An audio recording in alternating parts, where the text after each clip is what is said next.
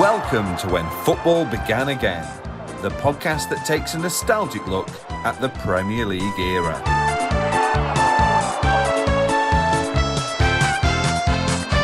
Hello and welcome to episode 16 of When Football Began Again. Thank you for joining me for another dose of Premier League nostalgia.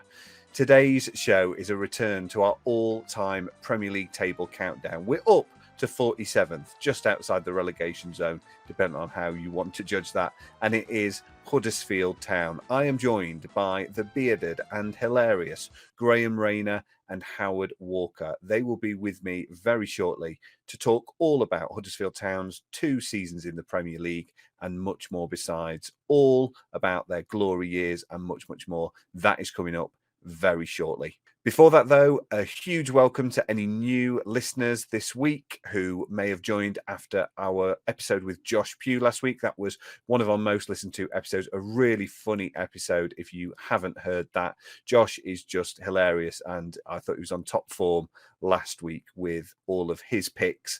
And Josh, of course, chose his greatest Premier League Bermudan, and I'll be revealing at the end of this show who is your winner based on the public vote. It was 51% to 49%, a real cliffhanger. I will explain all at the end of the show, when you will also be able to vote after hearing Howard and Graham's pick for the greatest Premier League Bosnian and Herzegovinian.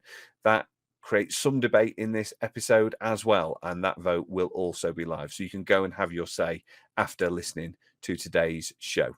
But let's crack straight on with it and jump straight into Huddersfield Town's Premier League story. Now, a couple of things here. Firstly, this was recorded way back in December. At the time, the lads were very concerned about Huddersfield's chances of staying in the second tier. Thankfully, in the past week, as we release this episode, they have survived, which, after relegating Blackpool recently, at least means that I know the show isn't a complete curse. So that's fortunate.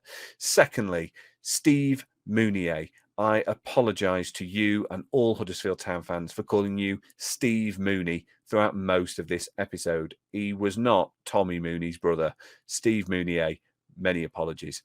If you're watching on YouTube, by the way, there is a rather large visual clue from guest Howard Walker that the show was recorded back in December. I will reveal all at the end of the show if you're listening, but that does remind me to say, please, if you're listening, go over and subscribe on YouTube. And if you're watching on YouTube, please find us on audio channels and subscribe there so you can listen on the go. I'd really, really appreciate it. Let's jump in, though. Huddersfield Town, Graeme Rayner, Howard Walker. Enjoy.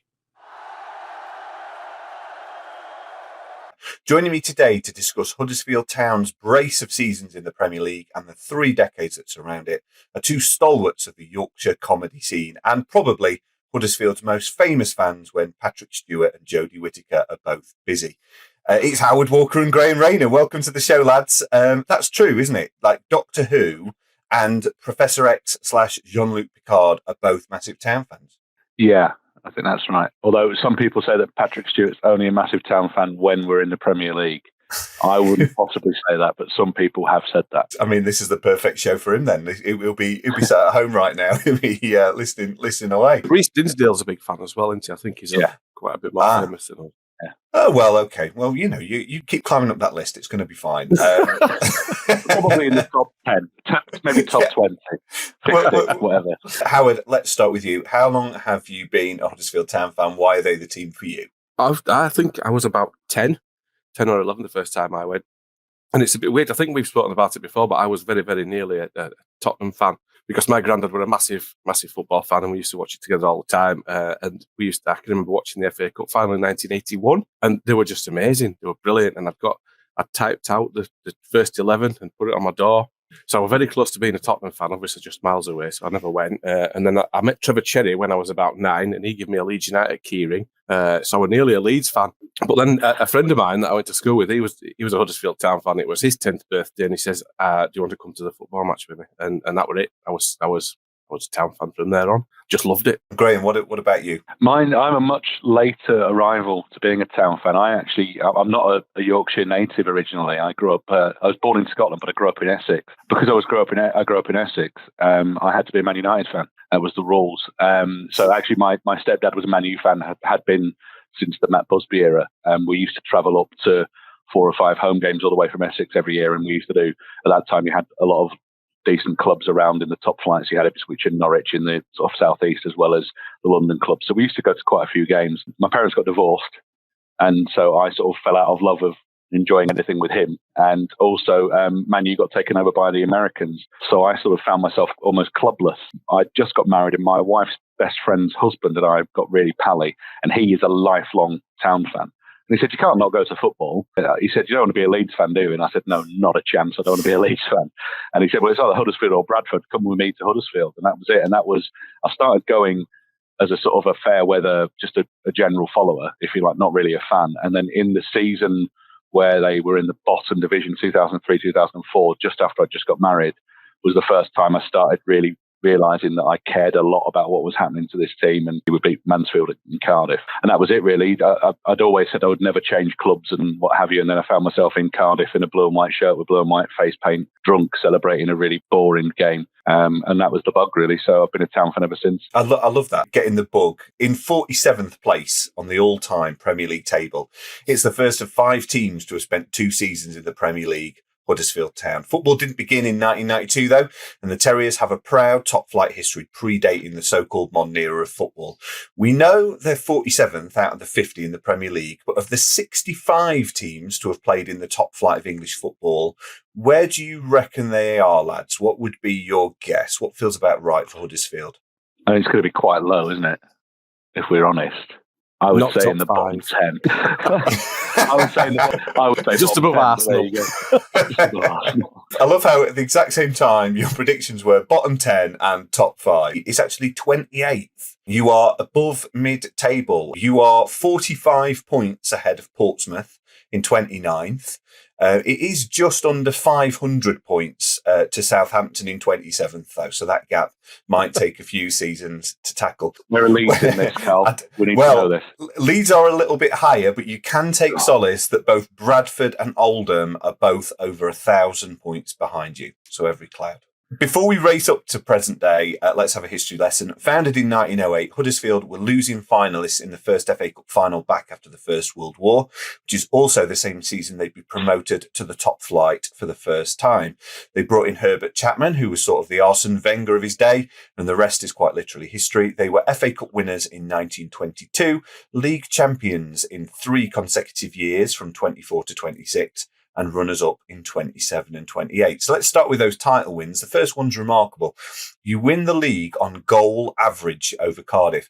I'd never heard of this before, right? So when 2 teams were tying, instead of goal difference, they divide the number of goals scored by goals conceded. You'd scored 60 and conceded 33. They'd scored 61 and conceded 34. So by modern standards, that would be level on goal difference. Cardiff would snatch it on goals scored. But instead, you take the trophy by 0.024 goal average. To add to the drama, you win 3-0 on the final day of the season, while Cardiff throw it away with a 0-0 draw in which they miss a penalty. What an episode of Match of the Day that would have been. Howard, it is this podcast aimed to educate as well as entertain. Is all of this common knowledge among Huddersfield Town fans, the winning the league on goal average? I hadn't heard of this. No, I had to look it up myself. It just made me think everybody missed out on that, like the Aguero moment. The first started doing sports radio in 1948. So there wasn't any of that, so that no one knew the score. And everybody would have just, like, we had to win by 3 goals and Cardiff had to draw or lose. So everybody would have left the ground that day just going, did you win? Yeah. And we won. Don't know. So when did they all find out that they'd won the league? Like, would it at the weekend when all the football papers came out? Oh, I'd have no idea. That's a really good point. Yeah, like 3 days later when it all came out. I suppose then there would have been the way within the ground to have some contact with the other grounds, I guess. So perhaps they would have known, but how you get that out to the fans, I don't know. Graham, Herbert Chapman, rightly considered to be a legend in this era of football. It's coming up to the centenary season of that first league win. He was also the first tactician to be credited with employing a counter-attacking style. What does his name mean to the modern Huddersfield Town fan? There's a couple of managers from our history that are lauded, and I think Herbert Chapman's a bit of a strange one because pretty much nobody can remember him. There won't be many Town fans around now who would even have seen the back end of that team. It's much more about, it's almost a mythical status he's got, and obviously actually he left to go to Arsenal in 2008. We had the centenary match of the club's formation, and we had a pre-season friendly against Arsenal that was called the Herbert Chapman Trophy. Because I remember that because my wife still hates me for it, because we drove back from our family holiday just to watch that game, and it was crap.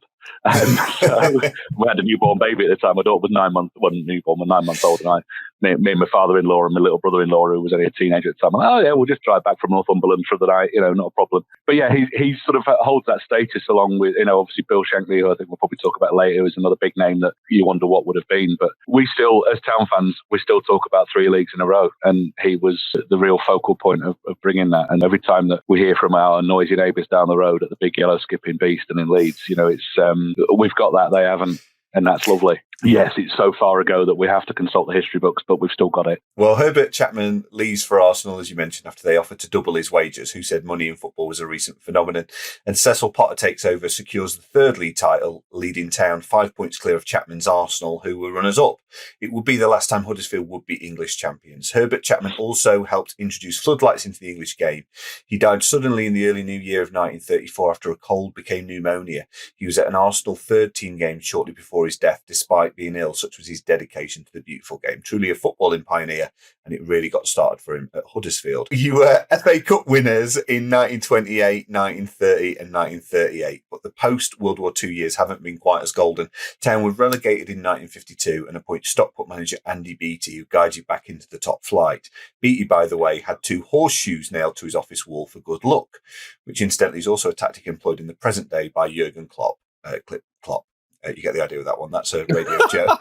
That's terrible.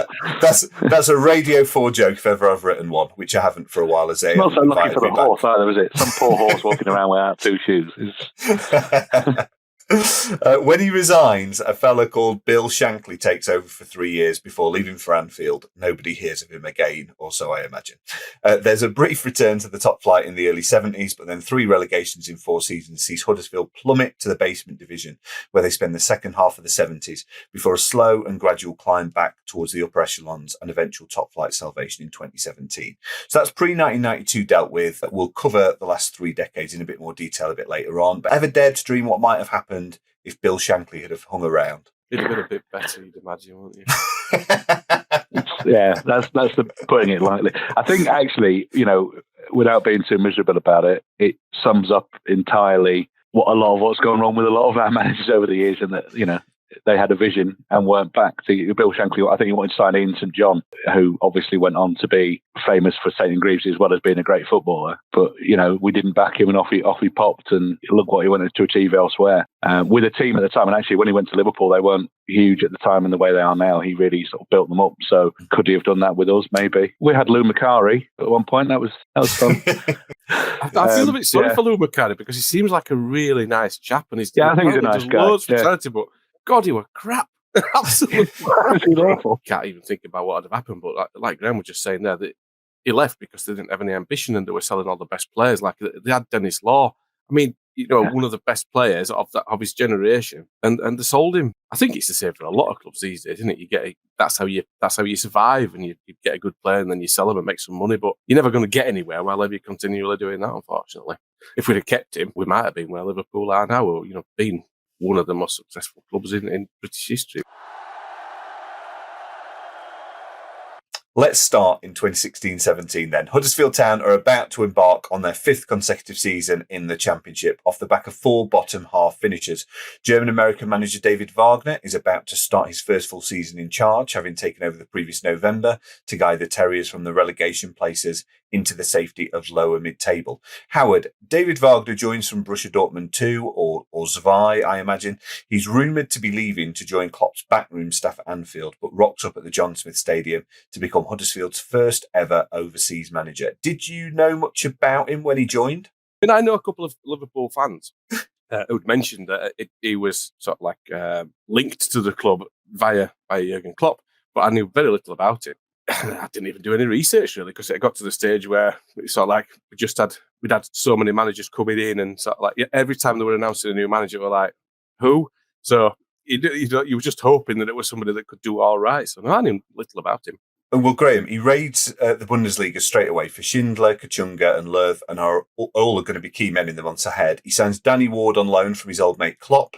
He also might just end up coming in handy before the season is out as well. How quickly did Wagner make a difference on the football that you were watching?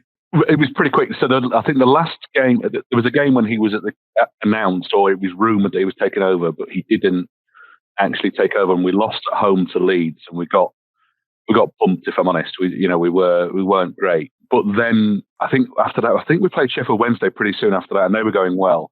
And we went and we battled, and we got a hard-fought draw, I believe. And my memory might be shot, but I seem to remember thinking an immediate difference. And the other key difference, apart from on the pitch, was the way he spoke. He was very clear about his vision for the team. You sort of say, well, they talk a good game. He talked a brilliant game. The mood at the club had been quite flat. Mark Robbins had been poor. We'd had Chris Powell, who was just woeful to watch. Their football was awful. And I think this club had got a bit stale after having been in the Championship for 4 or 5 years. And then this guy comes in and he's talking about, a Terrier spirit and an identity and no limits and all these sort of quite easily would have been just buzzwords, but he backed it up. And the mood at the club really changed. But if we're honest, that first period from the November to the May when he first took over, it was very sporadic. We had some really good performances. We had some awful performances as well. And I think on the last day of the season, we lost at home. I think it was to Brentford. And it was awful. It was like the players were on the beach. I think they put 4 past us or whatever. But then, or 5, maybe even 5. And then the first game of the next season, we put 4 past them. And the atmosphere was like chalk and cheese. The whole place was pumping and bouncing, and it was phenomenal. And I remember turning to my lad at the time, who would have been 8, and he was just starting to regularly come to football. And I said, "It won't be like this forever. Enjoy it today, son." And then we had that season, and it was genuinely the best season I've had being a Town fan. It was amazing, and that was because it was largely because of him. He brought in these players that no one had heard of. I hadn't heard of Christopher Schindler. I soon became obsessed with him because he's the sexiest player ever to play football. He's a phenomenally good-looking man, as well as being a great footballer. He used to regularly say to my lad, I'd leave your mother for him, don't you? And he'd say, yes, everybody knows that. But he built this team of characters and battlers. And, we went up with minus 1 goal difference. Who does that? But on the way, we had some phenomenal performances. So it was great. By the time Huddersfield beat rivals Leeds at Ellen Road in September, they're 4 points clear at the top of the table. A shaky autumn sees them briefly drop out of the playoff positions, but they're in the top 6 for all but 8 days of the entire campaign. There's a decent tilt to stay in touch with Newcastle and Brighton, who will eventually be promoted automatically, but a run of 10 points in their final 10 games leaves Wagner's men in 5th and heading into the playoffs on a poor run of form.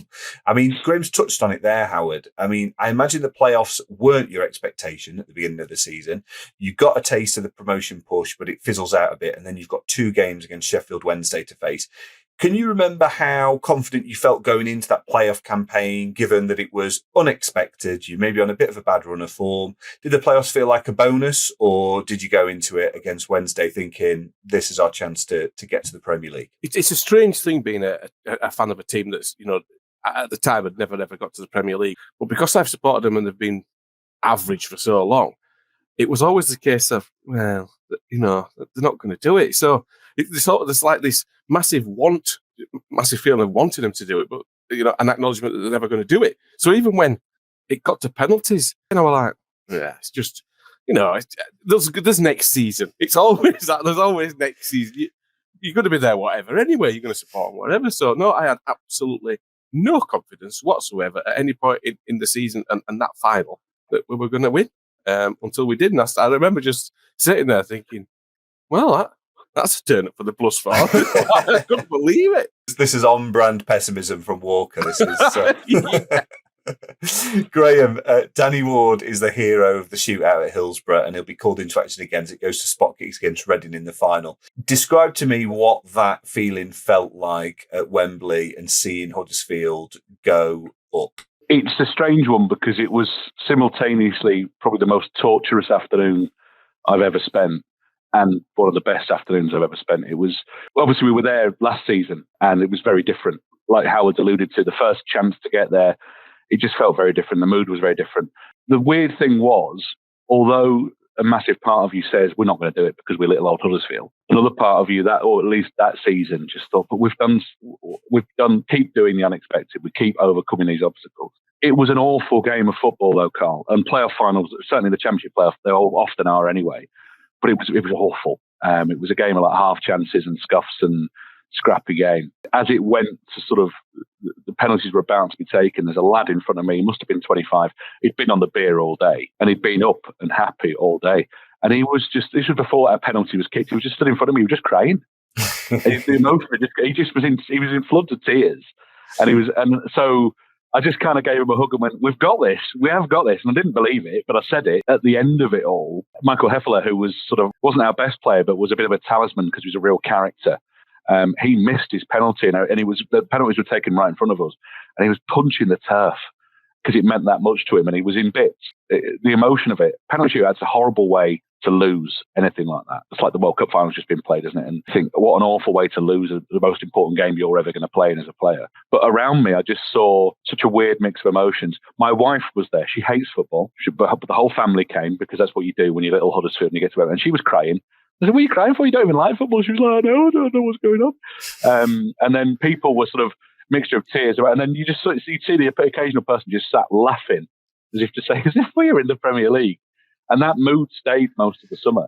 I'll never forget it. It was great to be able to be there with my kids and my father-in-law and my wife. And, I think there were about 15 of us went together. And it was just a phenomenal day out. Even if we never get back there, having that day was fantastic. With promotion secured, let's talk about 2017-18, shall we? David Wagner dips into the transfer market with Aaron Moy becoming the club's record signing for £8 million from Manchester City, having been Player of the Year while on loan in the promotion season. That record is broken again for Steve Mooney, who joins for £11.5 million from Montpellier. Alex Pritchard, Matthias Jorgensen, Tom Ince, Lauren de Poitre and Elias Kachunga are also among the additions, while Terence Congolo, Florin Hadden-Janai, easy for me to say, and Jonas Lurs. We used to call him just Flo. We used to say Flo. That's fine. Yeah. It's quite a phonetic name. And Jonas Lursil arrived via the loan market. So, on paper, that looks a pretty decent transfer window, Howard. Were you happy with those additions? I mean, seeing Huddersfield splash out in the transfer market like they're in the Tesco Finest aisle would have shaken your prudent values, I imagine, or were you happy to see them break their transfer record? As long as it wasn't my money, they can do what they like with it. No, I mean, again, there were players that I didn't know much about. Teams that come up, you tend not to, particularly with David Wagner dipping into foreign markets, if you like. Because they started off so well, how he'd managed them so far and got them into the Premier League, it were almost like I had every confidence in he knew exactly what he was doing. And to be honest, like Graeme was saying earlier, the way he spoke was fantastic, the way he talked about his players, and he passed on his positivity in every post-match interview.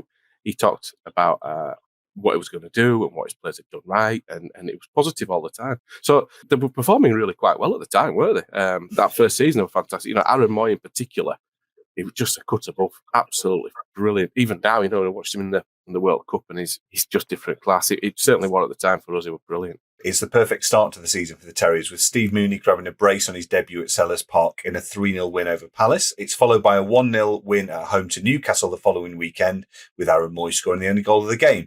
A goalless draw against Southampton briefly moves the Terriers to the top of the Premier League at August end before the international break. So, Graeme, if the promotion season was good, how was seeing Huddersfield top of the Premier League, 3 clean sheets and 7 points on the board so quickly? It was phenomenal. It was the week before my 40th birthday. Wow. We were top of the league. So the lads in the office who were, one was a Leeds fan, one was a Sheffield United fan, and they actually got me a mug with the printout of the league table with us sat top on 7 points after 3 games, which I still drink my brews out of now. It was phenomenal. Obviously, we knew it wasn't going to last, but being really pragmatic about it, when you've got a target of 39 points, to get 7 points on the board after 3 games is amazing anyway. But what I liked was, particularly the first 2 games, the Palace and the Newcastle games, we showed what we were about as a team. Palace away, I mean, it was a great time to play them. It was that period when I think Frank de Boer had about 6 games in charge and they were really poor. To go away, the first time you've ever played in the Premier League with a team of kind of that have been a hodgepodge team that's been assembled of people that most people haven't heard of, and go and put 3 past them away opening day of the season. We were bouncing. The whole town was bouncing. It was just another. For a while, it kept being like, oh, we can't believe this is still happening. And obviously, we had our ups and downs. I remember we got beaten at home. I think it was October, November time by Spurs. They put 4 past us. Harry Kane, right in front of me, scored an absolute worldie. And it was the only time I remember an opposition player being applauded off by our fans when he got substituted because he played that well. And it was almost that wake up call of, we're in the big league now. These are world class players. But, we still had some phenomenal achievements that season. And, without sort of trying to spoil anything you're about to say, beating United at home, getting the points we needed at Chelsea and City late on to survive when we had 3 games to go and we had Chelsea and City to play and we needed points. Everybody else had written us off. Ian Holloway, he'd written us off before we'd kicked the ball, definitely going to get relegated. And I think Paul Merson did as well. And it was just great. Just say, hang on a minute. You don't have to be money bags, big teams to compete at this level. And we showed what it was about. And what was nice was, as fans, everyone seemed to rave about the setup at Town and the fan interaction and saying that we were the best set of away fans and stuff like that. So I think it was a real nice romantic story that first season. It was great. The first defeats of the season against West Ham and Spurs bookend September before a memorable afternoon at the John Smith Stadium against Jose Mourinho's Manchester United, which gives Wagner a famous victory, as you mentioned, Graham. So, the famous Man United visiting from across the Pennines for the first time since 1971, a first victory over them as well since 1952. I mean, these are the afternoons that you go to football for, isn't it? These are the times that make the bad times worthwhile. Can you remember much about that game and Mourinho coming along and all of that? Well, I was there with my son and my brother-in-law, because my father-in-law had foolishly booked a weekend away, so he lent my brother-in-law his season ticket, so probably our most famous victory in the Premier League, and he's at a spa with the mother-in-law. So it was quite entertaining. But that game particularly, again, what was great was we didn't have any, even though we'd been battered by Spurs, Jose Mourinho at the time, one of the top 3 managers in the world, Man United, still a huge club, got superstars in there that are earning more than our squad combined. And they turn up and we showed them no respect. We showed them no fear.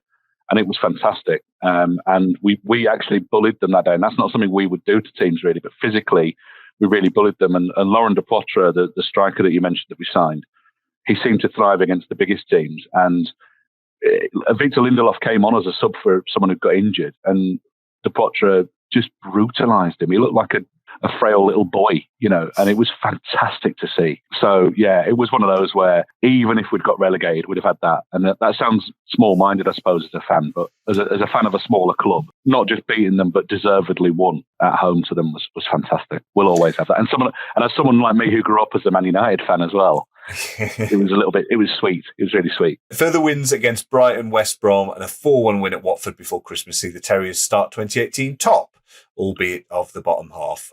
Howard, you're 6 points clear of the relegation places at this point, 24 points on the board after 21 games. So, it's looking good at this stage, isn't it? Yeah, far beyond any expectations that I had. I'm going down the pessimism route again. Can't help it.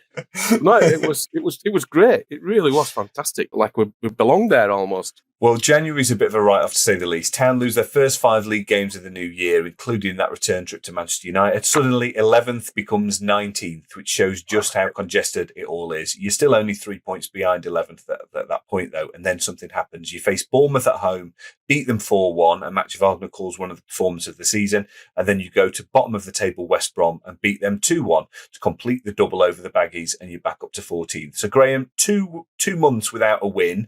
It's squeaky bum time. All those people who said Huddersfield are going down, they're not going to survive, are coming out of the woodwork. 2 wins in a row, the world is rosy again. Is this a bit of Yorkshire grit that arrests the slide? I would say it was a bit more than that, actually, particularly that Bournemouth game at home. I think that was Alex Pritchard. We'd signed him in the January, and although he didn't go on and have a particular, he had a pretty poor time at Town. In that game particularly, I think he sort of arrived at Town and the team looked a bit more fluid, it looked a bit more confident. And what it showed at that time was, although we'd had our moment in the sun by beating United and we'd competed against some of the bigger teams, what we realised was if you look at the big 6 or 7, you almost take those as a free hit. And you have to look at the teams around you and in and around you and try and get those points. And it wasn't grit that beat Bournemouth. We outplayed them that day as well, and we played really well. West Brom a little bit different. You had to go and grind that one out. So I think what we showed was our ability to mix it up in different ways. But to Howard's point about expectation, when we went up that summer before we'd kicked a ball at Crystal Palace, my neighbour across the road, Dave, who's a Town fan as well, we'd spend about a week every time we saw each other going, "Can you believe it yet?" "No, we can't believe it." And then he said to me one day, "What's your hope for next year?" I said, I wouldn't, if we lost every game, but we actually battled and put in a good account, then what more can we ask? Because we've got no real expectation of being there. And we did so much more than that it was fantastic. We were last on Match of the Day virtually every week, but so what? And we weren't necessarily playing fluid, world-beating football. But then if you try and do that against these bigger sides, you're going to get played off the park. So, I didn't mind the fact that we went sometimes and grafted and played what some people might call anti-football or whatever, because it's about results, and it's about part of the tactics of football can be stifling the other team. So I thought it was great. It was really good to be part of, and yeah, we turned a little bit of a corner and we got that hope again. Yeah, stand-up comedians are the only ones who want to be last on Match of the Day, because then we might be on just as we get in from a gig. So that's not too bad. Call it headline match. Yeah, headline Match of the Day. Before we get too excited, the months ahead aren't necessarily the hallmarks of a side comfortably cruising towards survival and Premier League consolidation. With trips to Manchester City and Chelsea and the visit of Arsenal in their final 3 games, the pressure is on a run of more winnable games to pick up precious points. An injury time winner from Tom Ince against Watford seals a 1-0 win to lift Huddersfield 7 points clear of the drop, with 4 to play though. And they grab precious points against newly crowned champions Manchester City, and then at Stamford Bridge to secure their Premier League status with a game remaining. Howard, Town finish in 16th on a modest 37 points, which is enough thanks to West Brom's 31 points and Stoke and Swansea only getting 33 apiece. I can't imagine you cared how they did it at the time, but the wins against Watford, those points at City and Chelsea, they all proved to be absolutely huge, didn't they? That's what kept you up in that final run of games. Can I just quickly go back to what you were just saying about I've said for a long time, I don't know why Match of the Day always put the best match on first. They should reverse it and put the best match on last to make people sit through and stay and watch it. Because obviously all the fans will just turn off, won't they? By the time it gets down to Huddersfield losing 6-0 to whoever, they're not going to watch it. So anyway, that's my top tip for the BBC. But no, I can remember watching those matches against Chelsea and City. It almost felt like they were giving us a chance, because it was weird. It was really weird. And I kept on thinking, they wouldn't do this. It did seem to. They seemed to be slow and letting us pass around them, and to say how good they were. It was almost like, oh, give them a chance. And we got 2 draws, didn't we? It was amazing. I was so glad that they did stay up. City had won the league already, so I kind of thought maybe if they were still playing for something, I think that they'd have played enough part. But Chelsea, as I remember it, needed to win. They were after a win because they were still trying to get in the top 4. Yeah. Champions League. They weren't guaranteed Champions League, so that was what I was concerned about. And then we went down there, and again, we sort of grafted and bullied them. And even the goal that we scored was De Poitre again just being a beast, probably with VAR might not even be given now, and because he just sort of bullied his way through.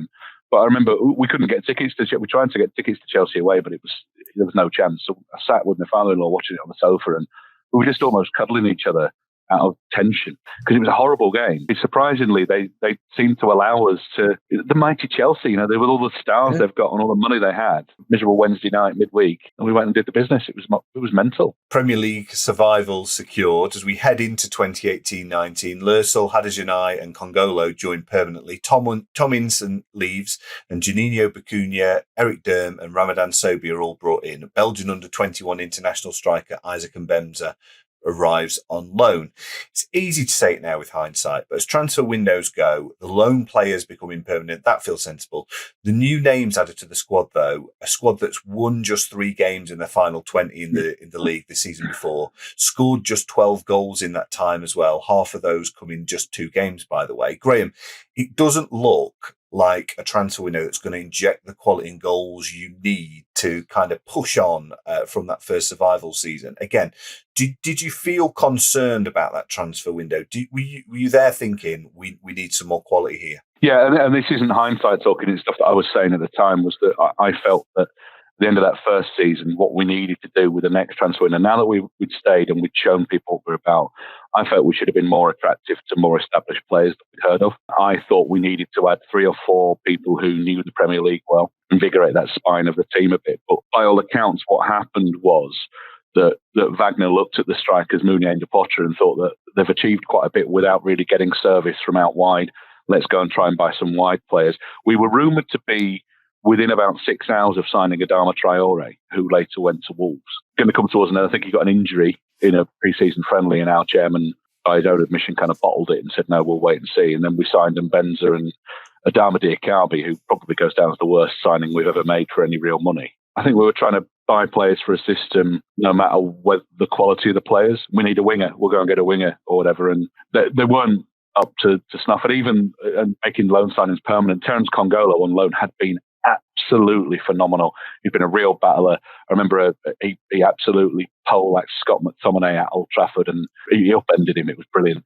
And he was king of like proper last-ditch tackles against big clubs. He would go in. He showed no fear. And he was one of those. And he sometimes get it where a player comes in and loan does brilliantly, and you sign him permanently, and they're like a different player. It was awful. His attitude seemed wrong, and he just seemed not to care. And everything he wasn't in the first season, he became in the second season for the worse. So probably the worst transfer window we've had in a long time. Ramadan Sobhi, we signed him. I think we paid Stoke £5 million for him, and he barely kicked a ball. And we loaned him out to Egypt 2 or 3 seasons running and made our money back because he's a star over there. But again, an awful signing. So I just felt like we should have gone out and got a spine of the team, the likes of, if you could have signed someone like a Ryan Shawcross and a Danny Drinkwater kind of players who maybe they're on the way down from the top teams, but maybe fancy look at a club like Huddersfield and what they've achieved and think I could be part of that. That's what we should have been trying to do. It really showed that second season because teams had worked us out. We weren't the new shiny special thing anymore, and we got outplayed every week, really. The opening day brings defeat to Chelsea as the tough run of fixtures that ended the previous season continues into this one. It's Maurizio Sarri's first game in charge of the visitors, and the match report suggests he would have enjoyed the Italian-esque conditions of HD1, is what it says in the report, presumably meaning he mistook Emily Moore Mast for the Leaning Tower of Pisa on the way in. The following week brings a 6-1 defeat to Manchester City. A first point comes at home to Cardiff in a goalless draw, and there are further points ahead at Everton and Burnley, but it takes until November 5th for a first win of the season against Wolves. You follow that with a point at home to West Ham, a game in which Wagner bemoans your luck of Zanka not getting a penalty, and then there's a 2-0 win at Molineux to see out the month and lift you to the relative safety of 14th, which is remarkable really going into December, considering that we know how this season ends. Now, Howard, spoiler alert, you finish the season on 16 points. You win 7 of those points in the 3 games you play in November. I had to go back and look at the previous season. You beat West Brom on the same weekend. What exactly do you put in your bonfire toffee in Huddersfield? And did this little run give you a bit of false hope, even if it did turn out to be, false? I put it down to tripe. We put a lot of tripe in most of our meals in Yorkshire. And it's absolutely fantastic. It makes us excellent at football and fantastic in bed. Fine. But no, I mean, I don't know how much tripe to put into the meals at Huddersfield, to be honest. But no, it was strange. It was strange how it all came together so well. It's a constant roller coaster ride being a Huddersfield Town fan, because you get onto a sort of like 4 or 5 good results, and all of a sudden you think, yeah, this is us. We're brilliant now. We're bound to stay up. But it doesn't take more than 3 matches for that to dissipate, and you're all of a sudden, we're still not good at all. All of a sudden you're back down. Well, I mean, look, there's no sugarcoating it. Whatever happens in November doesn't happen again. Huddersfield Town are about to embark on a 14-game run that will consist of 13 defeats and another 0-0 draw against Neil Warnock's Cardiff City in what must be a contender for the worst pair of return fixtures in Premier League history. There aren't many heavy defeats in there, but there really aren't too many goals scored either. It's actually after the draw at Cardiff that David Wagner leaves his post by mutual consent. It's a game that Huddersfield dominate, and there's a controversial penalty awarded and then overturned by the assistant. Don't forget, this is pre-VAR, leading Wagner to say decisions like that make seasons, and maybe he's right. Graham, it's a miserable run. You're in the dreaded bottom spot at Christmas. You get knocked out the FA Cup at Championship side Bristol City. How do you balance such a poor run of form overseen by a manager who's performed miracles to get you there in the first place? Did he ever lose the confidence of the fans, or was he status for getting you there in the first place and surviving the first season just untouchable? I think he had gained enough credit in the bank that we could have ended the season the way we did. but with him still in charge, and he would have been given plenty of time by the fans to rebuild. At the time, our chairman fell really gravely ill. He had pancreatitis, and bowel cancer nearly killed him. What became clear was that Wagner and Dean Hoyle, their relationship was incredibly close. Perhaps the rumours are that perhaps Wagner realised that behind the scenes everything else wasn't quite happening the way it should, and it just became hard for him to lead the club. And I think he saw what was coming, and that was why he decided to kind of call it a day. But I genuinely think had he stayed and we'd gone down with the poor run of form that we'd seen, that footballing cliche that I hate, we go again, we dust ourselves off and we'll have another go. A lot of Town fans would have seen us and looked at the likes of Burnley or those kind of clubs that came up, went down and then came back up and built for a sustained period, and looked at that as a model that we could have tried to sort of emulate. So no one I can remember was calling for him to go, and I think we were all, although there were rumours, there weren't rumours for long, and we were all very shocked. I was gutted. It was probably the first managerial passing, as it were, where I've mourned it. I've mourned it like a loss. And even recently, there were people almost praying for him to come back because there were rumours that he might be coming back. And it's difficult to imagine him coming in and having the same impact, but I don't think there was a Town fan that wouldn't have welcomed him with open arms even now. Well, when Wagner does leave, Huddersfield Town chairman Dean Hoyle says Wagner achieved things on the football pitch that surpass anything in modern memory and that have gone well beyond my wildest expectations as chairman and fan, taking this club to the highest position it has held in almost 50 years and creating memories that will last forever. He puts him alongside Herbert Chapman and Mick Buxton, legendary managers who changed the face of this club, adding, I had no intention of sacking David this season. Shades of Have You Met My Current Wife there. David, being the great man he is, came to us and made it clear that he needs a break from the rigours of football management. We discussed making that change immediately, but he also made it clear that he would give his all for the rest of the season before departing in the summer if we preferred. After a long discussion, we all felt that David staying at the club until the end of the season was best, but we've kept discussions open and we all now feel that the time is right to part ways.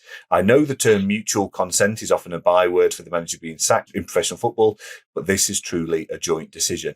Howard, his name is sung from the stands and appears on banners at the following game. It's all a bit cryptic, but it sounds like he left of his own accord, possibly even for his own health. Graham's touched upon also Dean Hoyle's health, perhaps. I mean, how good were you to see him step down?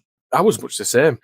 Football seems to be split into managers that don't really give much of a monkeys and are in it for the paycheck, and we all want to earn a crust, don't we? But there's certain managers that believe and fit in. It was one of those managers that sort of it brought the whole team together and sort of instilled this belief that everybody was working together, and you don't get that very often. And make teams overachieve, based on what everybody else thinks. And yeah, I was absolutely good to see him go. But then again, I can only imagine what it must feel like to be a top level manager where your job is on the line practically every match sometimes. And if you do care that much, it will get into your head. If you're one of these managers that don't really care and you're going to get £4 million if you get sacked, why would you? But if you believe and want and love the team, which I think you put quite a lot of passion into it, I think it does affect you mentally, and I think it did with him.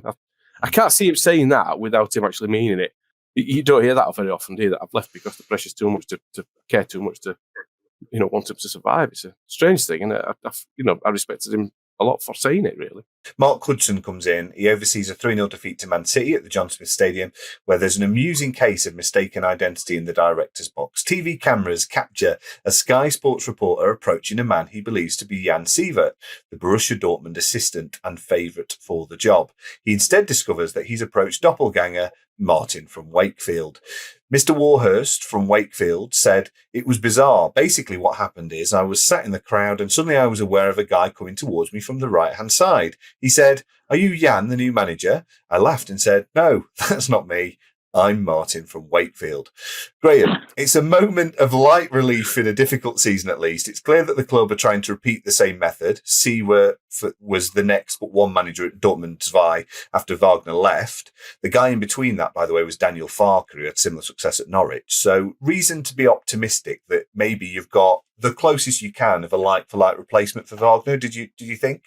No, and this isn't hindsight speaking. I thought surely lightning doesn't strike a third time. And also I thought clearly if it's easy to mistake the new manager for a guy that runs a hospice in Wakefield, maybe we've not gone for a high profile enough guy. At the time, what I was wanting, what a lot of Town fans were wanting was, although we were adrift at the bottom of the Premier League. It wasn't a case of we were definitely down.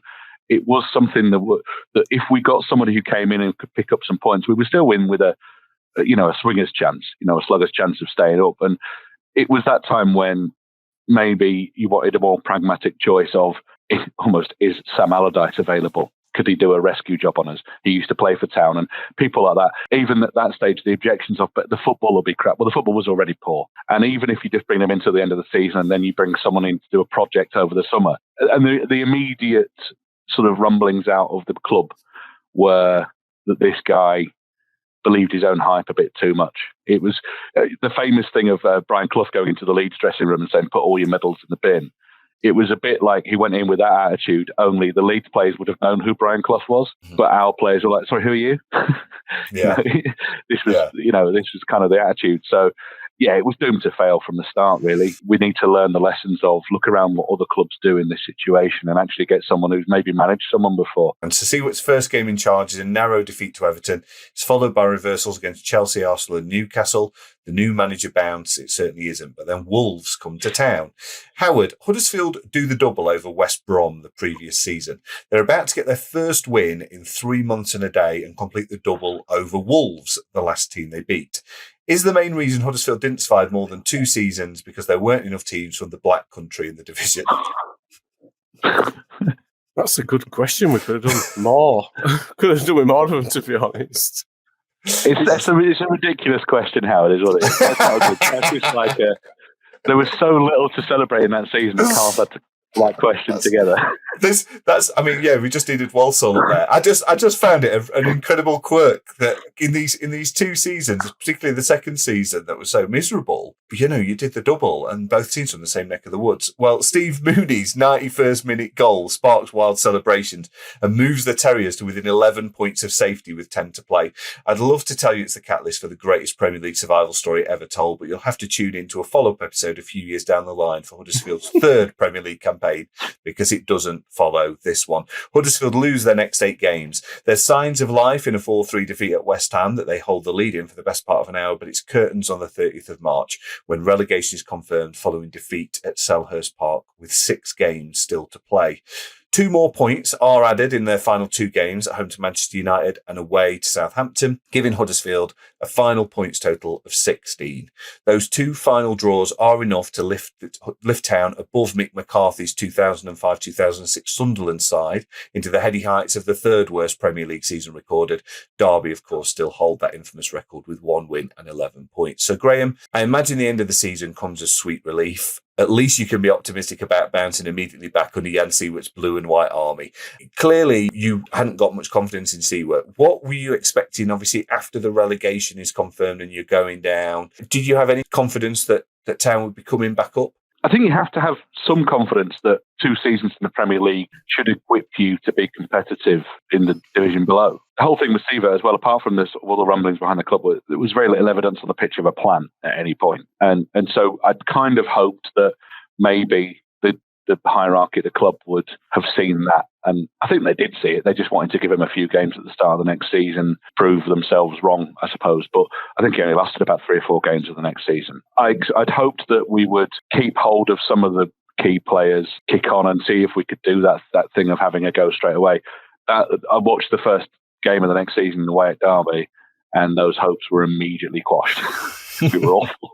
And I just thought, no, we haven't really... Because you'd hope that decent pre-season, working with the players, maybe this guy could form some sort of cohesive plan. But we were woeful. And it was just one of those where at times it was a bit Keystone Cops-ish, the way we were sort of defending and some of the football we were playing. And the rest is history. It's been a long, painful road since, with one season last season that was okay. There's no real Premier League legacy, which I think is the biggest shame of it all. You wanted to come away thinking, well, at least those 2 years on the gravy train had some nice memories, but also we're set up for a competitive future, and it doesn't look like that at all at the moment. Well, the return to the Championship is a decidedly difficult one. Sewart lasts just 3 games before leaving his post and departs with 1 win in 20, a 5% win rate for fans of maths. He later turns up at Mainz, where he's in charge for one game, which he loses. That's a 0% win rate.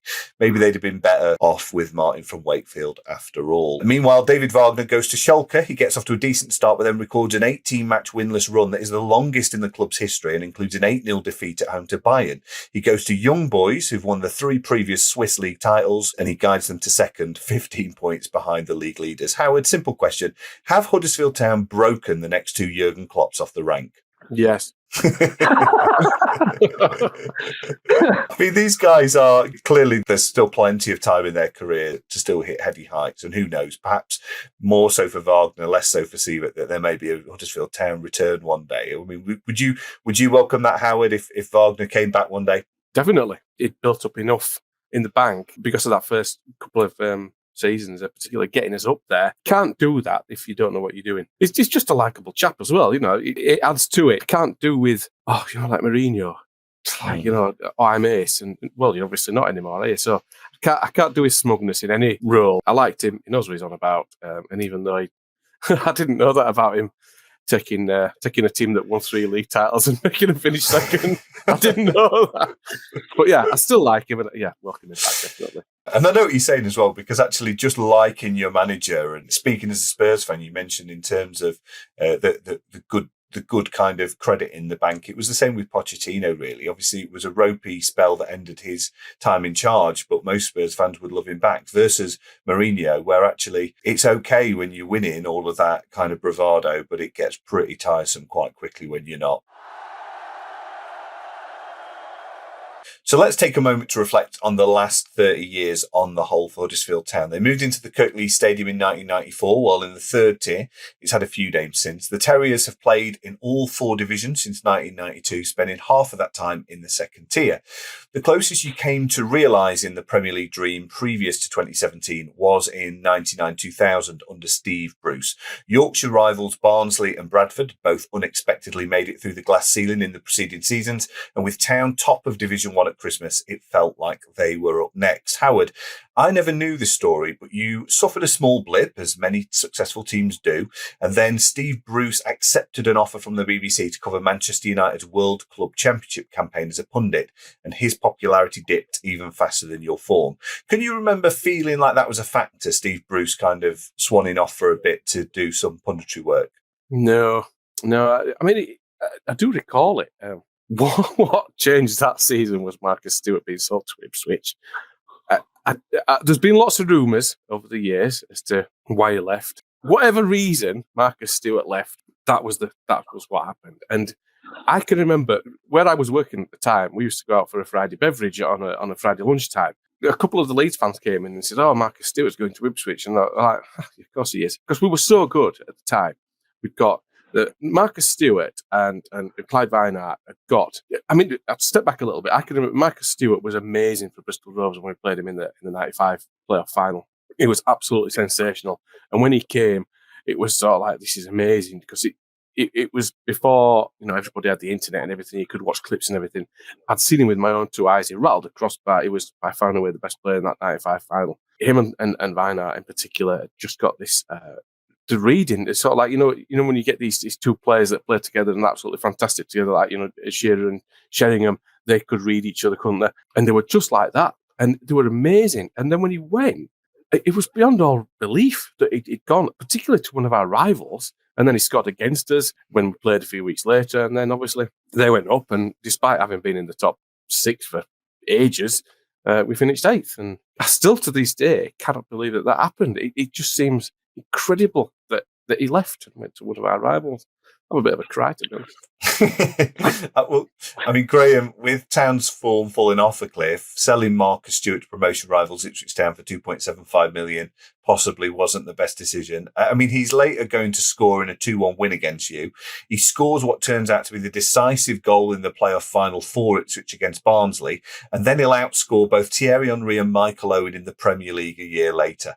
Forget Chapman to Arsenal and Shankly to Liverpool. Is that the worst bit of transfer business in the history of Huddersfield Town? In terms of outgoing players, yeah, I think he probably is. Steve Bruce is not massively popular at Town, and I think a lot of that comes from people perhaps having a misconception that it was his idea to sell. I think there was a lot more going on, as Howard says, behind the scenes. But yeah, I think in terms of outbound business, I mean, we've had some shocking players that we've bought, but in terms of selling, do you sell your best players at a critical time like that? It's a bit weird. It'd be like if City sold De Bruyne now or something like that. You know, I know I don't want to compare them on that quality level, but in terms of what they mean to the club, you don't sell your best players when you're in a promotion battle. So yeah, another one of those what might have been, I suppose. But he's ill now, I believe. Has he got MND or something like that? Or he's got quite a serious illness now. I think relatively recently it's been announced. So thoughts with him. But yeah, he was a good player for Town and definitely one of those from that era that was right up there as one of the best. Huddersfield are relegated twice in the next 3 seasons, but find themselves a natural successor to Stewart a mere decade later in Jordan Rhodes, who bags 40 in all competitions in the League One promotion season of 2011-12. And you've not been back at that level since, as it stands. Fingers crossed that's still true a few months from now. Since relegation from the Premier League, Danny Cowley just about keeps you up in the Championship during the COVID-impacted 1920 season, and then again in 2021 under Carlos Corberán. The Spaniard would lead Huddersfield to third place last season, a campaign in which you were briefly in the automatic promotion spot before eventual defeat in the playoff final against Nottingham Forest. He left for Olympiacos, where I believe he was sacked after 2 wins in 11 games, just continuing the theme there. Graham, if the promotion season was a bit of a surprise, maybe the survival season was even more so. After the bleakness of 18-19, no fans in stadiums, effectively 4 relegation-haunted campaigns in a row, just how welcome was last season? And had you beat Forest, which of the Premier League seasons do you think it would have most closely resembled? It was a surprise. It was a really welcome relief. But if I cast my mind back just over a year, recording this in December, beginning of November 2021, I wanted Carlos Corberán gone. We'd had not had a great start to the season. There was no real cohesion or a sign of a plan. The football wasn't great. And then somehow something clicked and we suddenly went on a run.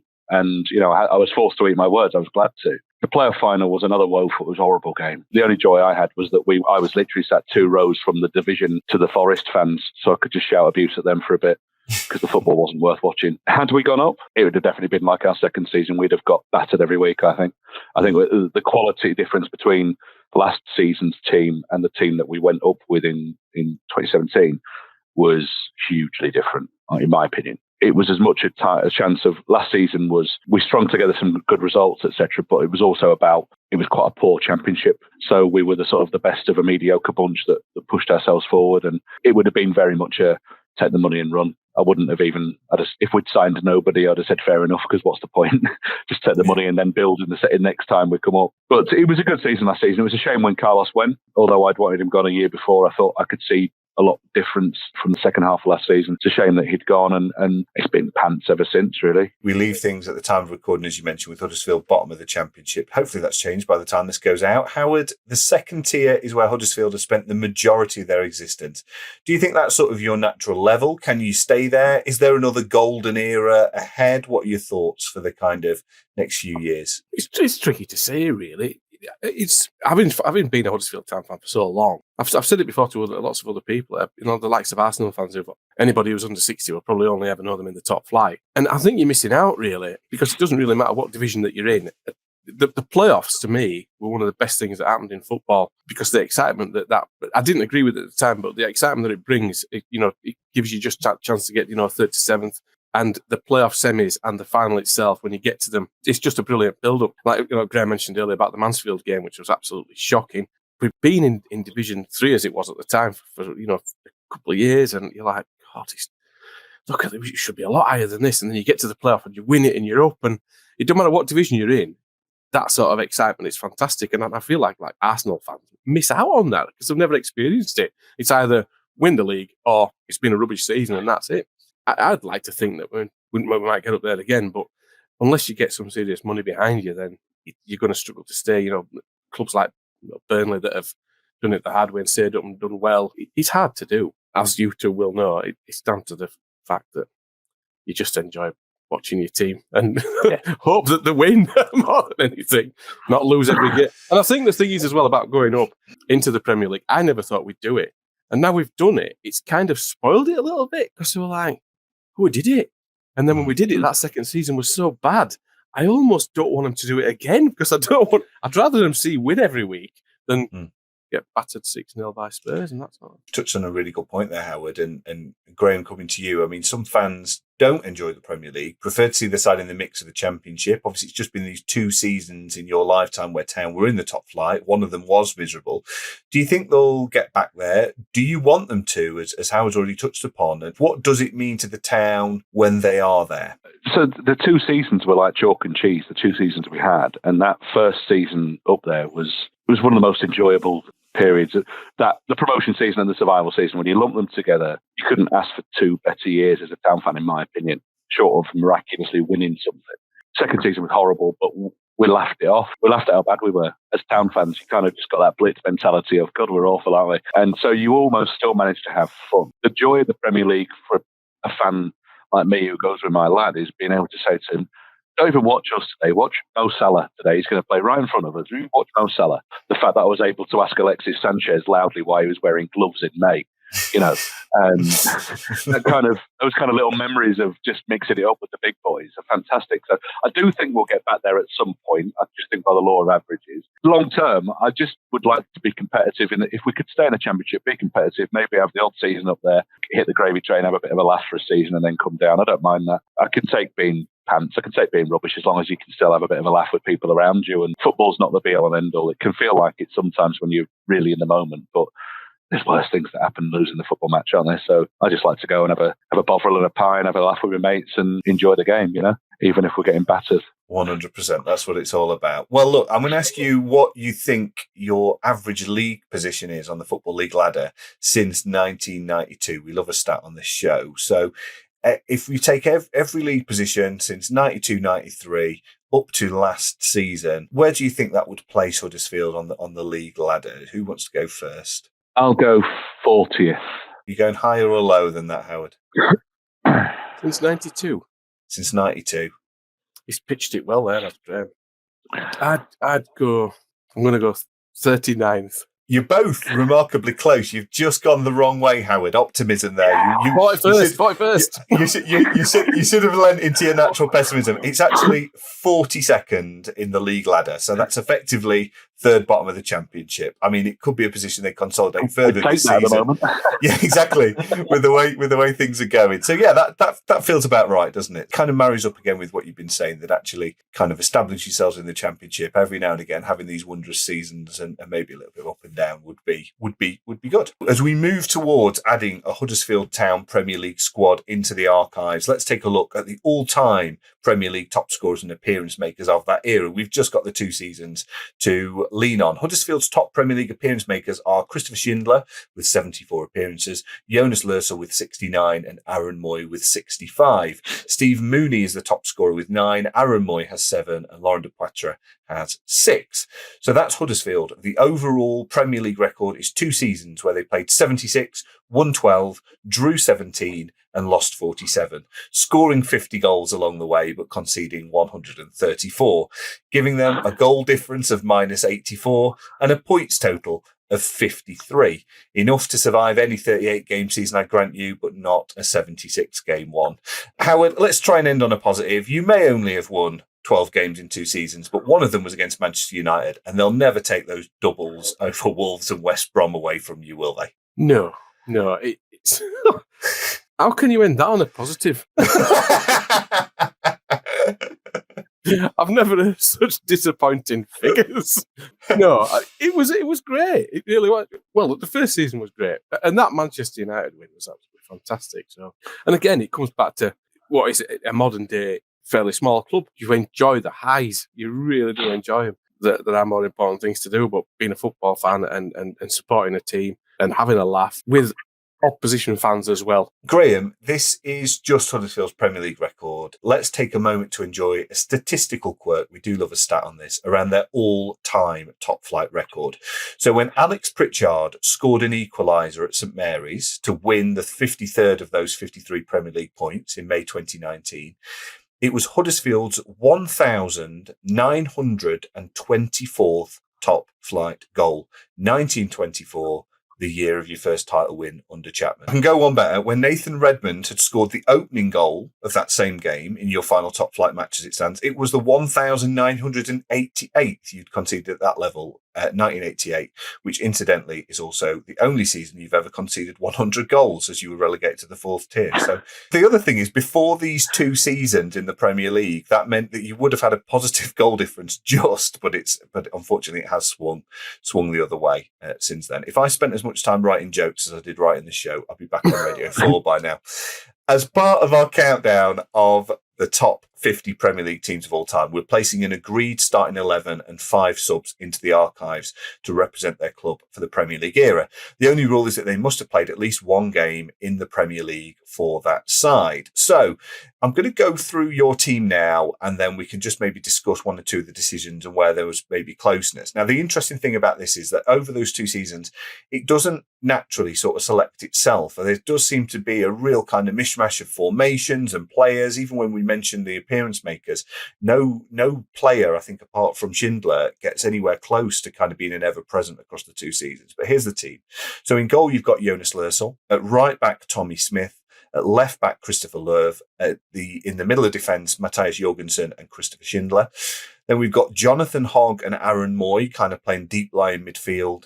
Alex Pritchard, Philip Billing and Laurent Depoitre in a 3 behind Steve Mooney. And on the bench, we've got Tom Ince, Rajiv Lapara, Laurent Depoitre, Florian Hadjianai and Elias Kachunga. 1 minute, I've got Laurent Depoitre twice in there, haven't I? Such are the slim pickings from Huddersfield. So Laurent Depoitre, we've cloned him. He's also on the bench. What were the big decisions in that team? Rumour had it, although I don't believe it, that we had a choice almost between James Maddison and Pritchard from Norwich, and we went for Pritchard. I don't think Maddison was ever a realistic prospect, but Pritchard's a difficult one because he had bags of ability, just wasn't really cut out for that team, I don't think. It sort of typified the problems we had. 8 or 9 of those players do pick themselves, and then it's just those creative roles that we struggle with. Rajiv Van La Parra could deserve to start. He was a really frustrating player, no end product.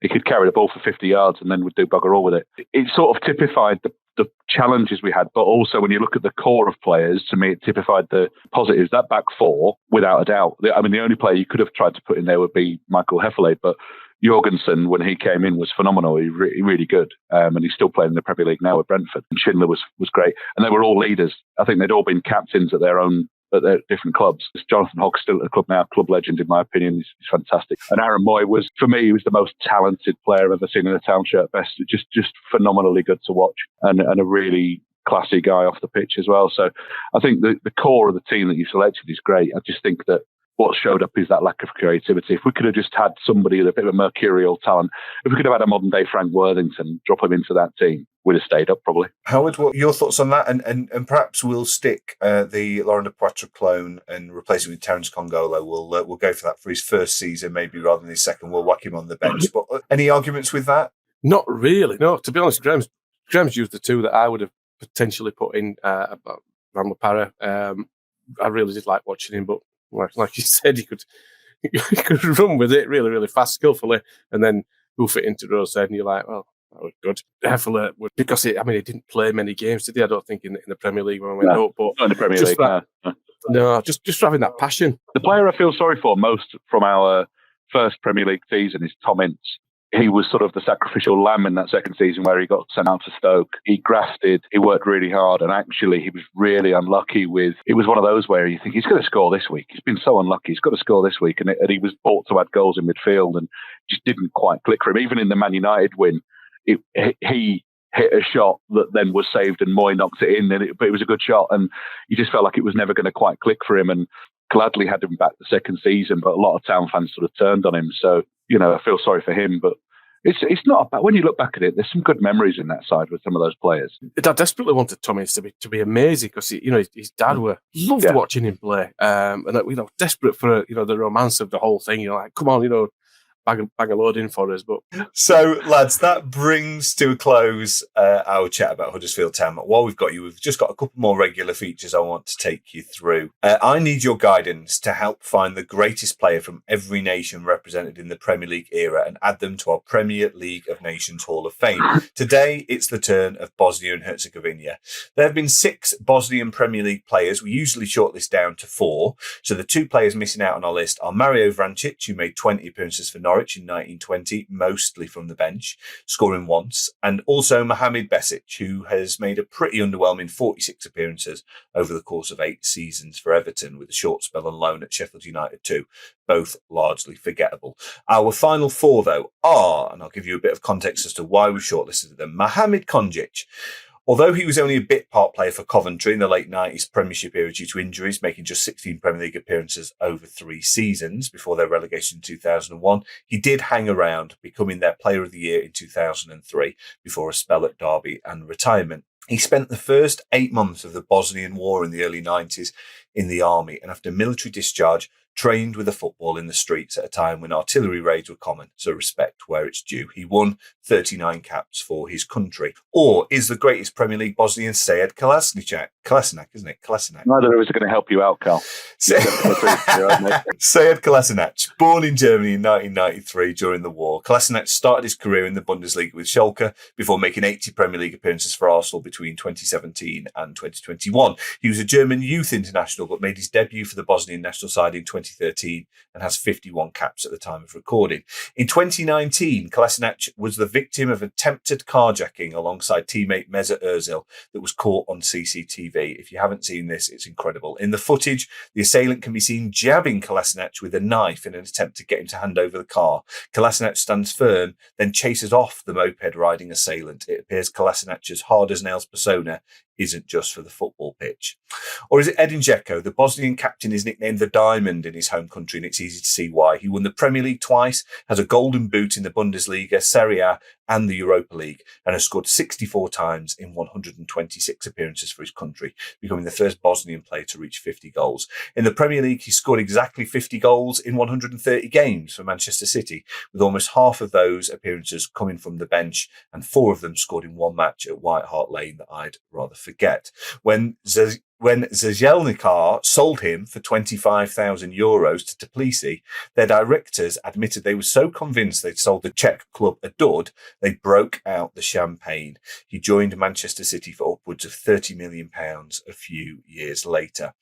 Or is our greatest Bosnian Premier League player Asmir Begovic? The current Everton and former Portsmouth, Stoke, Chelsea and Bournemouth stopper has the unlikely CV of being a Premier League champion with Chelsea in 2017 and an Azerbaijani Premier League winners' medal with Karabakh during a loan spell in 2020.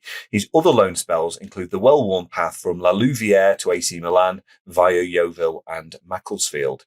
He became the 5th Premier League goal-scoring keeper in November 2013 when his long kick downfield beat Artur Boruc after 13 seconds against Southampton. For Stoke, the distance of 97.5 yards earned him a place in the Guinness Book of World Records for the longest goal scored. What I need you chaps to help me with is, who is the greatest Bosnian-Herzegovinian player in the Premier League era? Is it Konjic, Kolasinac, Dzeko or Begovic? Let's start with you, Howard. Who stands out for you out of those 4? I've always had a soft spot for goalkeepers because I think they're sort of the unsung heroes of football quite often. If everything goes wrong, they're the first one to get picked on, and if everything, everything's got to go right for them. So I'd go for Asmir Begovic. That's a hell of a record that he's got in it, and I didn't know he scored a goal as well. So it's one of the best things in football, and it's all I look at that.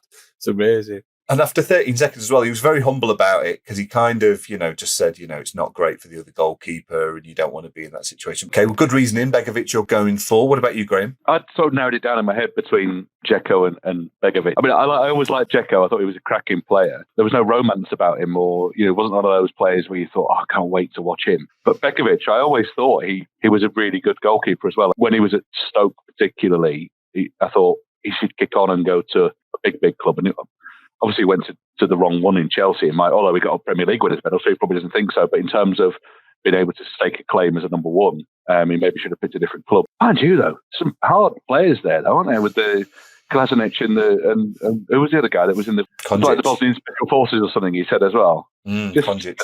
We don't get that over here, do you? Maybe they're made of sterner stuff in Bosnia. I agree with Howard. Begovic for me. And that was my decision before Howard said it as well, so that's good. So Begovic is our guest's choice for the greatest Bosnian in the Premier League player. Before we let you go, lads, we're going to have a quick round of Play Your Apps Right. We'll start you off with a familiar former player and I'll ask you to guess the number of appearances they've made in the Premier League era. I'll then give you another player, and you need to tell me if that second player has made more or fewer appearances in a higher or lower format. Whoever's in charge of the board after 11 players is our winner, and it does tend to get a little bit harder towards the end. So, for control of the board, we're starting off with number 1, Huddersfield-born John Stead. How many Premier League appearances do you think John Stead made? Let's start with you, Graham. How many do you think he made from PremierLeague.com website? Not that many, but he did go to Blackburn, so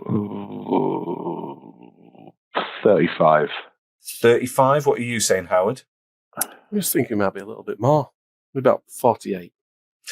It has actually more than that. You're 86 appearances. So, Howard, you have control of the board to begin with. Do you want to hear the next player, or do you want to give Graham control? No, I'm a generous type. Let's give it to Graham. Okay, Graham. So, John Stead, 86 appearances and 14 goals during spells at Blackburn, Sunderland and Sheffield United. Is our next player higher or lower than John Stead's 86 Premier League appearances? Paul Gascoigne. Or higher. It's lower. It's just the 66 appearances for Everton and Middlesbrough. Surprising, absolutely. I agree with you. Spurs won't count because he wasn't the Premier League era, was it? Exactly. Here we go. Here's the crux of it. Howard. So our next player is Tom Ince. Higher or lower than Gaz's 66? I'd say lower. You would be correct to say lower. 48 appearances. Most of those in a Huddersfield shirt, actually, but there's 15 for Palace and Hull before that. So you're still in control, Howard. Higher or lower than Tom Ince's 48? Paul Ince. Oh, so this is...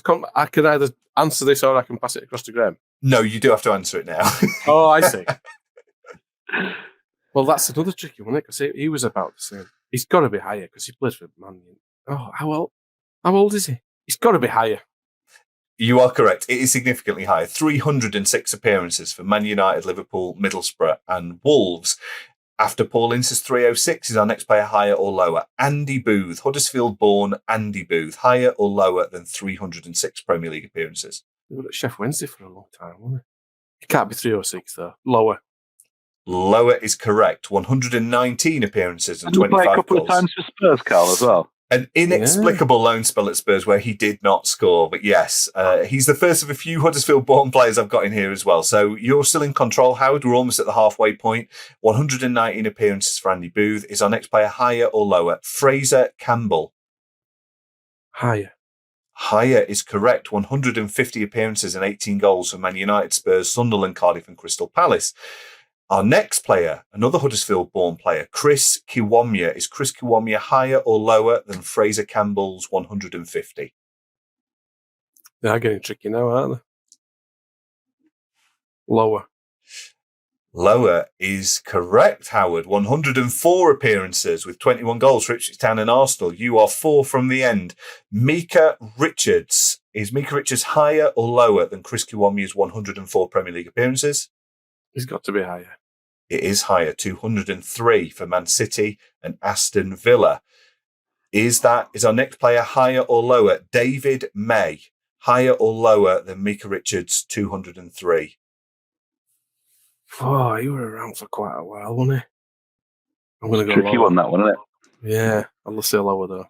You're going to say lower. You are right to say lower. 158 appearances, and just under half of those came for Blackburn in the Premier League's opening 2 seasons. The rest came in the subsequent 9 for Man United, where he won 2 League Championship medals, but obviously was more of a squad player during his Manchester United place. You are 2 from the end, Howard. If you're going to lose it, now's the time to lose it, Howard. David May's 158 appearances. Is our next player higher or lower? Nicky Shorey. God. How many were David May? 150? 158. Gonna go higher. You're right to go higher. 176 appearances for Reading, Aston Villa, Fulham, West Brom, and then finally back to Reading. So it all comes down to this final penalty. Howard, get this right. Get this right. You're our winner. Get this wrong. And Graham, largely from sitting back, wins the game. Nicky Shorey, 176 appearances. Is our final player higher or lower than St. that. Paul Scholes. St. Paul Scholes. Our final player is Paul. No, it's not. It is Alan Kimball. Alan Kimball. Is Alan Kimball higher or lower than Nicky Shorey's 176 appearances? Oh, it is awful. I wouldn't want to be in your situation now, Howard. I know. This is horrible. The thing I love about this game is it starts out so kind of, just carefree, and it always gets to this point of the tension of what is effectively a 50-50 decision. Alan Kimball, higher or lower than Nicky Shorey's 176 appearances? You see, there's part of me now that thinks, right, Carl would have put someone in that you sort of like a name that you wouldn't massively associate with huge amounts of caps in the Premier League. So, but strangely, a high number of appearances. I'm amazed you're overthinking it, Howard. I'm amazed you're giving it that much thought. I love that you're working out, isn't how many appearances he made, but what my psychology was in the quiz. That's amazing. Yeah. How much of a dick is Carl going to be here? So I'm naturally want to go higher because I think Carl is. I'm sorry, Carl. I think you're lovely. I think it's lower, but I want to go higher. So I'm going lower. Howard, I mean, I dare say you've really marked the territory of both higher and lower there, so we can't give you too much credit either way. Alan Kimball is higher than Nicky Shorey's 176 appearances.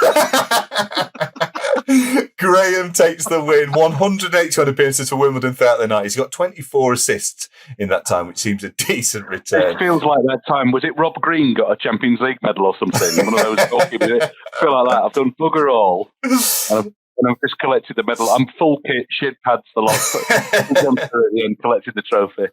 What was John Terry, wasn't it? John Terry did. I mean, that was a good run you had there, Howard, mate. That was impressive. Well, look, lads, that brings to a close the show. You've both been absolutely fantastic. Really enjoyed reliving Huddersfield Town. Where can people find you? I know you both run gigs. You're both very active on the comedy circuit as well. Howard, let's start with you. Where can people find you online, or if they want to see you live? Bucket Handle on Twitter. Slowett. I run one in Slowett as well at the what's it called? What's the thing? Northern Soul. The Northern Soul. I'll tell you where it is because it's lovely. Yeah. The food is amazing. Northern Soul.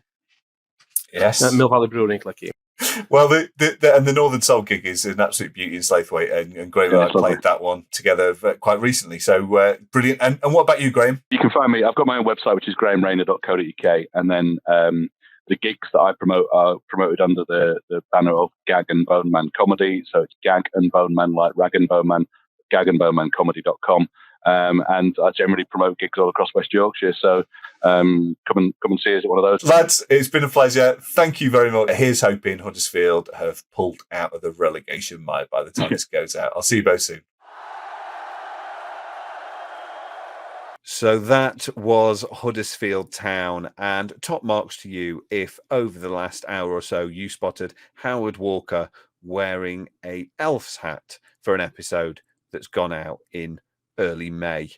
We did warn him, but he wore it all the same. Huddersfield Town were safe in the end, and unbeknownst to all of us at that time, Neil Warnock would come back in and guide them to safety. What a story that has been for Huddersfield Town. A great escape. So, the greatest Bermudan Premier League player of all time. Last week, Josh Pugh selected Sean Goater, and he was your pick for much of the public vote until, ironically, I believe Huddersfield Town fans may have got hold of the vote. Nahki Wells is your greatest Premier League Bermudan with 51% of the vote to Sean Goater's 49%. I mean, he's a cracking player. Nahki Wells overtakes Sean Goater at the last. What a story. And who says votes can't be left in control of the general public? You can now vote for the greatest Bosnian and Herzegovinian player on Twitter. That will be up very shortly. Perhaps there will be another Nahki Wells-esque upset for Mohamed Konjic. Let's see. But for now, that is it for this week's show. Next week, I am joined by Tony Jameson, a fantastic comedian, a very popular Football Manager streamer. He's done lots of content for Football Manager, including a brilliant comedy show a few years ago. He will be joining me to discuss 1995-96 and his beloved Aston Villa. And also joining me, Phil Walker, circuit comedian, headliner, and Manchester United fan. They will be discussing all things 95-96. It's a classic season by any stretch of the imagination, and it's a really fun record. I think we've done it justice. So please make sure you come back for that. And if you are joining the show new, there are Premier League season reviews for all of the seasons leading up to 95-96. There are reviews and deep dives into the all-time Premier League table for the 3 teams below Huddersfield: Barnsley, Blackpool and Swindon Town, and some ex-player interviews with Ashley Ward, Danny Wilson, Brian Dean. Lots and lots to get stuck into. So if you're new and you've enjoyed the show, please hit subscribe. Please keep sharing it with all your friends. I really appreciate it. We are climbing higher and higher in the football charts week in, week out, and I hugely appreciate it. Next week's show is the penultimate one of this series. The final episode of the show is an interview with Charlie Edinburgh, a deserted island matches special with Charlie Edinburgh, son of the late Justin Edinburgh and founder of the Justin Edinburgh 3 Foundation. I recorded that one earlier this week. It is a brilliant, powerful, moving, emotional conversation with Charlie. He has achieved so much in his dad's name in the last few years. I can't wait to release that one for you in a couple of weeks' time before a summer break. But in the meantime, I'll see you back here next week, 95-96, with Tony and Phil. Thank you for listening. See you next week. Thanks for listening to When Football Began Again. Join us again next time for another slice of Premier League nostalgia. In the meantime, subscribe, leave us a 5-star review, find us on socials, and spread the word with all your Premier League loving mates.